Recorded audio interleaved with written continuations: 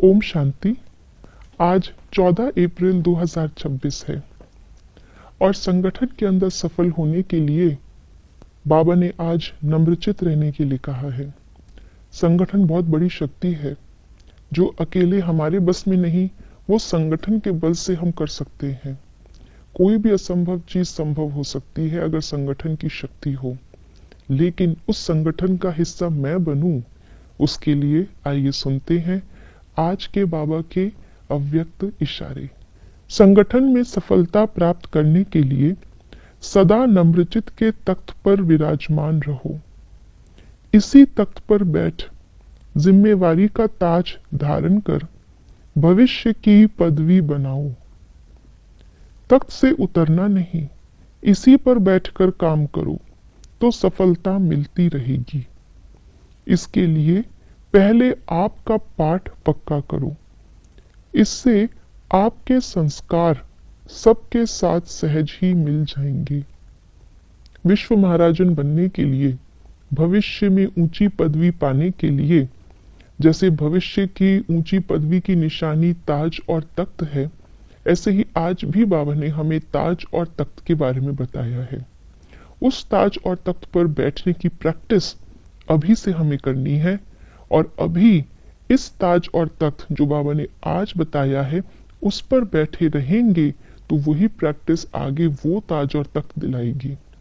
और आज बाबा ने तख्त बताया है नम्रता का तख्त, और उसके ऊपर बैठ करके जो ताज पहनना है वो है जिम्मेवारी का ताज। नम्रता का तख्त अर्थात हमेशा स्वमान की सीट पर रहें और दूसरे को भी सम्मान दें, दूसरे को भी पहले आप। संगठन में हर आत्मा की विशेषता को देख करके उसकी उस विशेषता में उसको आगे बढ़ाएं। यह है पहले आपका अर्थ। ऐसे ही बाबा कहते हैं ब्लाइंडली पहले आपकी बात नहीं है यहाँ पर। कई बार हम सोचते हैं पहले आप क्यों करें, कहाँ करें, कैसे उसको करें। आज बाबा ने कहा तख्त पर बैठ करके ही काम करो, तख्त से नीचे उतरो ही नहीं। ऐसा नहीं कि बीच बीच में तख्त पर बैठे, नहीं, लेकिन जैसे हम अपने स्वमान की सीट पर बैठ करके अपने गुणों को देखते हैं, ऐसे ही नम्रता की सीट पर बैठ करके हर एक के गुण को देखें। हर एक के गुण को देख करके जिस चीज में वो अच्छे हैं उसको संगठन में यूज में लाएं। इसको अपनी जिम्मेवारी समझें कि मुझे दूसरे को आगे करना है, उसकी उस विशेषता को बढ़ाना है, उससे खुद भी सीखना है।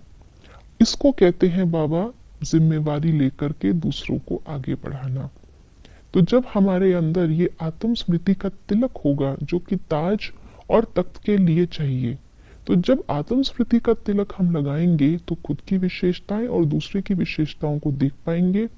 जिम्मेवारी लेते हुए दूसरे को पहले आगे करते हुए खुद नम्रचित होकर के सबको साथ लेकर के चलते रहेंगे।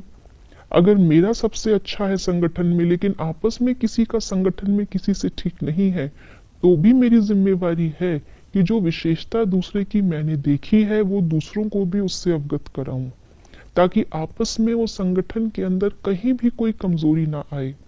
क्योंकि अगर किसी के भी कारण संगठन टूटता है तो उसका प्रभाव सब पर आता है। तो संगठन ही सेफ्टी का साधन है, संगठन ही सफलता का आधार है। संगठन में बहुत शक्ति है और उस संगठन को बनाए रखने के लिए सबकी विशेषताओं को देखना है, एक दूसरे के साथ शेयर करना है, नम्रता के तख्त पर बैठकर जिम्मेवारी उठानी है दूसरों को आगे बढ़ाने की। ओम शांति।